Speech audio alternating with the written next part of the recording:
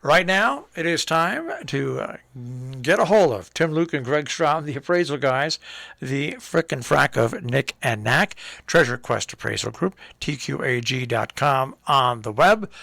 And how far away from 18 degrees are you guys down there in Florida? Hello? It says they're hooked up. Why can't I hear them? Waiting for others to join. It's just me in the call.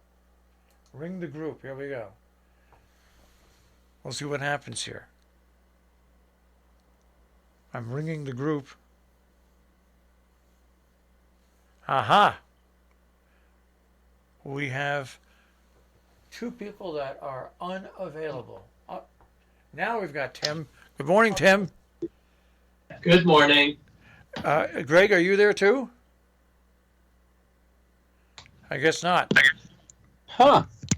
It's just you, Tim. Where is Greg? Well, I'm in Washington, D.C. I'm in our nation's capital. Well, you know, it's first it said you were both unavailable, and then it said, well, yeah, you're available. So let me just see if I can. Let's just see if I can find him here one more time again. Okay. Well, this is the way it works with our good friends. Add people to the call. There we go. There it is. It says he's online. So let's add him and see what happens here. Calling Greg Strahm. I tell you, Tim, always exciting around here in the morning. Well, I would imagine. No, it says Greg is. It says he's unavailable. Huh. Well, you know what? I'll keep hitting that button to try him and see what happens. Maybe if he reboots, we'll be lucky enough. He reboots, we'll get him on the air. But I'm in a quandary now because if I try to contact him, I'd have to hang up on you. Right. Oh, got it. And you know what? I one fish in the hand. The way your day is going? Right. That's right. The way your day is going. Well, anyway, here's an interesting story, and it's connected to today's society. We've got inoculations. We've got people that want to vaccinate, people that don't want to vaccinate. Well, there's an auction up for letter, Catherine the Great, showing her support for inoculations. Inoculations. Really? Yes. Yes. I think people get myopic about thinking this is, what's happening today hasn't happened ever before, and we're living in these crazy times. You know, humanity has been through a number of plagues and a number of pandemics, and this has always been the case. So it's fascinating. Who is selling it? Does it say who's auctioning the letter? No, it's a banner headline, and it was just posted. Got it. The story's not there yet because it was only posted about an hour and a half ago. But I still find it interesting because you're right. If people were to go back and just type in inoculations or vaccinations, you'll see how they were reacted to over the years. Yeah. No, and it's been a major thing. Major things have. I mean, throughout history, all of these different plagues and pandemics have led to great things, and that's when you're in the midst of it. It's difficult to see that, but it's interesting to also be able to track historic figures that are saying, no, hey, we need to get behind this because this is the only way that we're going to be able to move forward. All right. Anyway, I just find it pretty interesting. I want to go back after that's done, and see exactly how it went. Yeah. Oh, yeah. And find out what not only the interest, but the level. See where it was estimated, and then see where it ends up selling. I'll have to look for that as well. I will take a look for that. There's another story here that I'm going to have trouble with, but I'm going to talk about it anyways because a record was set for Latin American art. Frida Kahlo set a new auction record at Sotheby's, $283 million. He beat out Diego Rivera for it, and figure this, the guy's a crypto billionaire who won. So, But he's the $78.4 million. Giacometti is that they said. See, so I'm completely lost here, and I see a picture of something, and it doesn't look like anything I'd like to have in my house. It's Sorry. well, so there's the three different, you've got the three different artists that are Yeah. there. So Frida Kahlo just is really coming into her own, and especially versus Diego Rivera, because Diego Rivera was the reigning Latin American artist for a long time and was able to really generate large, massive sums at auction. And just in the last probably 15, 20 years, Frida Kahlo has really come into her own in commanding more and higher prices at auction, because there's limited amounts of items that are out there, and they're really appreciating the artwork that was done by the artist.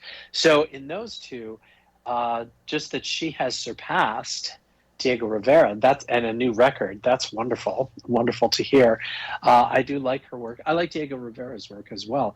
But when you get to Giacometti, that's a whole nother. It's very abstract in some cases, especially for the sculptures and some of the things that the appeal is, like you said, it's not something that you would have, but there are a number of people that do really appreciate and seek out Giacometti's pieces. Now, with Giacometti and these sculptures, the difficulty is that there are a lot of fakes that are out there as well. And a couple of years ago, I was down in Miami and we were meeting with a client, and at an undisclosed location, he had to bring us what he thought was a Giacometti sculpture. And I'm not an authenticator, I'm not an expert in that, but you could just tell that this was not, just by the way that it was done. And and I advised the client. I said, well, you need to get this further, looked at, studied, and have somebody say that this is, in order for you to move on to the next step, which would be the sale, or even appraisal, because without that, it's just not. You just can't do it.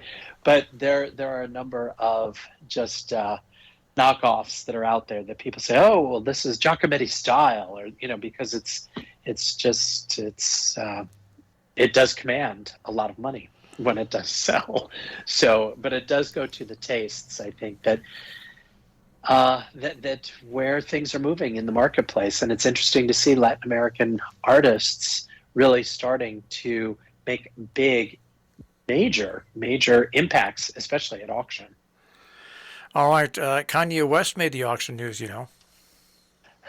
Oh, what did he do now? Well, he sold his ranch. First of all, I would have never thought that Kanye West would have a ranch, I think, out in Wyoming, Cody, Wyoming. He sold a ranch, Yeah. and on that ranch, he had a fleet. He had a fleet of Ford trucks. Okay, so he got together with the dealership that he purchased these Ford trucks over with. They contacted an auction house. Okay, and Muser Brothers Auction. But anyway, they had 137,000 views. It was strictly online, 800 bids, and there were 1, 2, 3, 4, 5, 6, 7. There were 7 different trucks on it. Okay, they made over $500,000. Oh, wow. And listen to this. It's not like they're antique. 2017 Ford, 2016 Ford, 2020 Ford Expedition, 2000 Ford Expedition, an F-150 Raptor. I mean, and he made over $500,000 simply because it's Kanye West, and somebody can say, "Hey, I'm riding around in a truck that Kanye West had." Right. Oh my God. That possibly. That blows my mind for things like that. That's where the celebrity factor, the intangible aspect of the tangible personal property. So the truck itself, I mean, those don't sell for that much, obviously. And just to have, and you said there were only 7 in the sale. Yeah, and they're, like I said, they were all in between 2016 and 2021 automobiles that you can Wow. that you can buy, and probably pay a little less. Right. Well, a lot less, even brand new, I mean, but with like no miles. That's fascinating. But see, that that is again that part of the marketplace that is very difficult to predict, because if those were to come up and you were just going to, and I'm sure the estimates or wherever the starting bids were not that high, and here you have these pieces selling like crazy, and I think that's just a lot of desirability in the marketplace for these items, but also I guess it's the name recognition. The people are like, oh, well, this once belonged to Kanye West.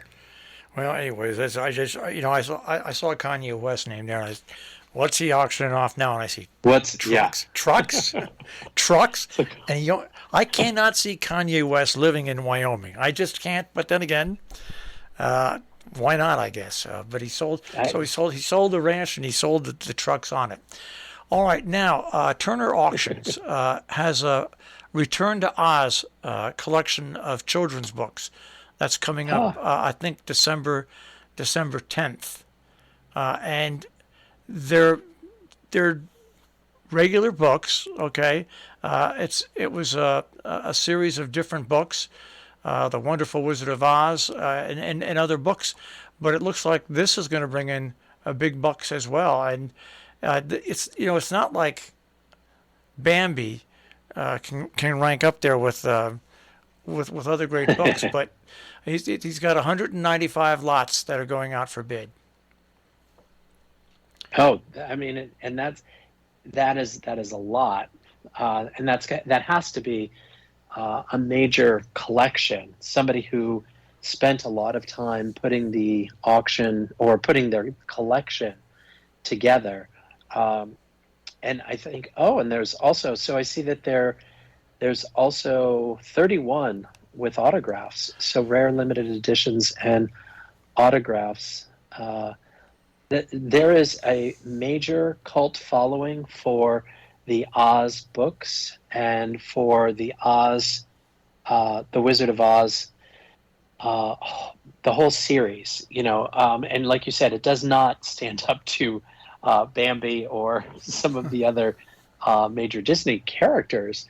It's a lot of these, especially the Frank Baum books, the early Oz writer. Major people that they'll seek out first editions, but also illustrations or other things that were part of that book and that whole series. And I think that there is still major love and affinity for, and especially, the movie is out, and or the movie, whenever it's on Turner Classics or whenever it's on, I mean, people just love the whole story of the Wizard of Oz. And whether it's the film, whether it is any of the memorabilia from the film, but then what started it all are these books. And the Return to Oz, I just remember when I was working at Christie's, and even back in the 90s, there was always, if we could get anything that had anything to do with the books, we would add those to the auction, because we just knew that there would be a major bidding war over a lot of whether it's the illustrations or the books themselves. And the thing with the books is that it's difficult. I mean, we talk about different asset classes and collecting, and with books, you have to be very careful with the environment that they're in, because if it's too humid, you have to make sure that it's temperature controlled, because that will just, if it is too humid, it inspires a lot of the molds and the growth on the paper, which is not good. And so it's really being able to take care of this. And it's interesting because this is a large it's a private collection that somebody probably amassed over several years, probably a decade or more, and now coming up for auction and being sold. So an opportunity that if they were maintained and then also having that provenance, so of coming from that collection, all of that plays into the desirability of the collection. I'm looking at some of the books that are up there. There's the first British edition of The House of Pooh Corner, and it's in a dust jacket. And we have a show with Darren Winstead that deals with books. And if a book is in a dust jacket and it's in great shape, this is estimated to go at $2,000 to $3,000. Not a lot, but $2,000 to $3,000. But also, there's a pop-up book. The Pop-Up Yeah. Wizard of Oz book. There were 50 copies made, and this is number 13. So this is where the value comes in. It's valued at $1,500 to $2,500. Now these are pretty interesting prices, especially I think if you are a book collector. These things appear to be in a decent price range. Correct. And also understand that those auction estimates are just that. They're estimates, but they're also marketing tools. So it's drawing people in, say, oh, I think I might have a chance at that. Let me put a bid in for this or do that. And they are designed to really inspire bidding. So it's in most cases, but they're also there to give an accurate, a reflection of, okay, marketability, because the auction estimate really doesn't have a whole lot to do with the value. That's just expectations and the thoughts of where the actual final selling price may be. And we've talked about it a lot of times where, they'll have it estimated at $2,000 to $3,000, and you get what I like to call testosterone bidding, and you get a number of people just, no, I've got to have that, got to have that. And it crosses a line of, okay, is it really worth that? Or did somebody need to add that because they needed to complete their collection and they wanted to, really go for it with this piece? So there's a number of things that go into the whole value side of it, but the pop-up books are those you don't see a whole lot out there, because if they were used, then the paper either gets worn or the edges, there's creasing, breakage, damage. So when you find pop-up books at auction, they usually are in amazing condition and probably haven't been really popped up or really used, but they are a lot of fun. And the graphics and the colors on some of these pop-up books are just amazing. So those are fun to have. Now, you just mentioned crossing the line. This is an interesting story. This auction happened, and you probably know about this. It was an auction of pre-Columbian artifacts at Christie's in Paris. Yes. in the middle of November. And there was a lot of people that complained about it simply because they thought it was wrong to sell these artifacts, and it wasn't verified or anything like that. There were petitions that were circulated that garnered over 50,000 signatures to halt the sale. Anyways, it went on, but only a third of the lots, 2/3 of the lots sold. 1/3 didn't sell. Is this something that auction houses go through, where they decide, even though there's some bad press with this, they're going to go through with it anyway?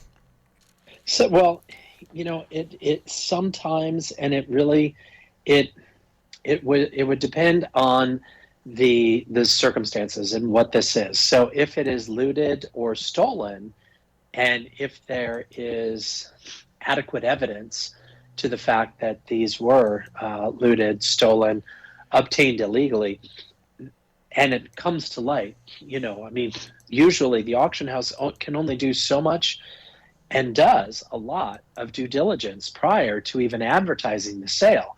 But once the items go out and they're on public display or just up on the digital catalog, and people can see that, more and more people really take a look at it, and then information comes out, and if during that time period that there is something that's credible, and maybe it does cross the line, then there have been cases where, yes, they've had to pull items from auctions. Others, it's, well, let's go ahead. It's not that bad. But what happens is the negative press, and just like you said, like a third of the sale did not sell because there was just a lot of outcry as to where these came from. And I think it was one of, and I forget which government, but there was a government in Central America that just had contacted the auction house and said, no, those are ours and we need these. And I think several were pulled from the auction as well. So there's, when that all happens, that spreads a taint over the whole the rest of the auction, because they said, well, if these were not vetted properly, well, what about these, and what are these other items? So that does become a difficulty for auction houses, and it's always difficult when the catalog goes out. That's when you start to like I said, it goes out to the masses, and then people start seeing it and start reporting or calling in or saying, well, wait a minute, no, this was obtained illegally. And again, it comes down to, you need proper evidence. It isn't just saying, hey, this isn't right, you've got to pull this from the sale. When a government comes and says, hey, we have records, and here, this used to be in this museum and it's no longer, or was at a specific site, we now are claiming this. Those are all issues that auction houses hate to have to deal with, and especially with the consignor. Just think, if you were the consignor and unknowingly you may have purchased something and thought that you had clear title to it, but perhaps it was not as scrupulous, or was not as scrupulous of a dealer that you purchased it from, or the dealer's no longer in business and you can't track them down. That becomes very difficult then, because you're kind of SOL, and you have to turn that over because it was purchased. It was not purchased legally. Let's just say it doesn't have clear title. And if pieces like that don't have clear title, that's when it opens up for other governments to come in, or other entities that can say, hey, here's our evidence. This needs to be pulled from the auction, or let's sort this out before it's going to be sold. And that's happened in the past too, where the auction house just acts as the mediator and says, okay, we'll hold on to the pieces, but you all need to decide which way it goes and who does have proper ownership for these pieces. So there's an awful lot that goes into when these things come up, and especially when you have items that may have been taken from a dig, taken from a war-torn area, and more people are up in arms about that, is because if these were specifically dedicated to either this particular museum or this particular country, then they should go back. All right. Well, let Greg know we tried to reach him a couple of times, so he doesn't think we just blew him off. Because give him a call. Because now he was showing green for a while, but now he's not showing anything at all. Anything. All right, Tim. I'll speak to you.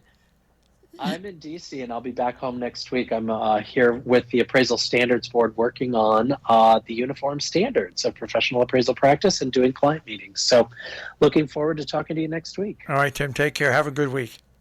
You too, buddy. Bye-bye. Tim Luke, the Frick and Frack of Nick and Knack, Tim Luke and Greg Strahm, the Appraisal Guys, here on Robin Hood Radio. Of course, you can also hear these guys on